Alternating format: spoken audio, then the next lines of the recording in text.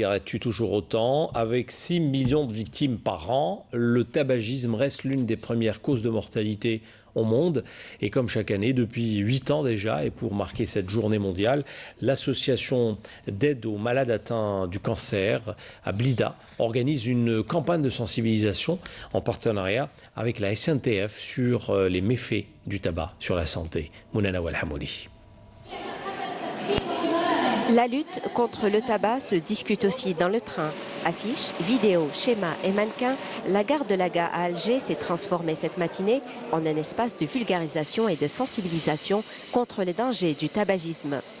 Et on voudrait bien que les gens qui fument puissent arrêter au moins pour cette journée. Et on voudrait aussi que nos enfants ne touchent pas à la première cigarette. C'est pour ça que le slogan de l'association, c'est jamais la première cigarette. Bien sûr, le 31 mai, c'est une journée mondiale.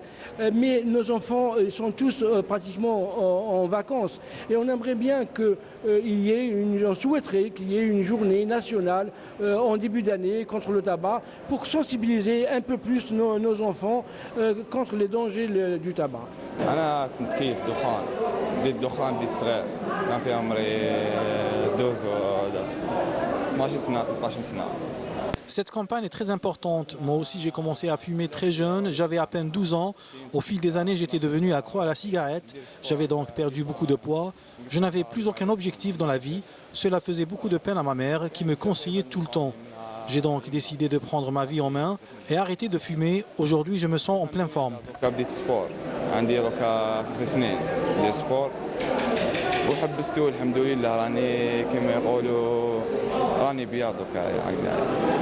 Les médecins, membres de l'association d'aide aux malades atteints de cancer Al-Badr de Blida, ont distribué des dépliants et ont répondu aux questions des voyageurs, notamment les jeunes fumeurs.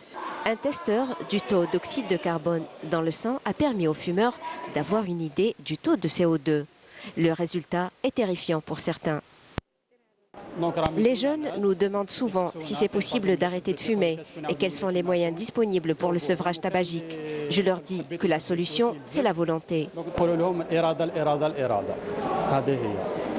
Des opérations de sensibilisation similaires se sont déroulées dans l'après-midi dans les gares de Blida, L'Afroun, Béjaïa et Oran. L'étranger en bref ce soir, la branche.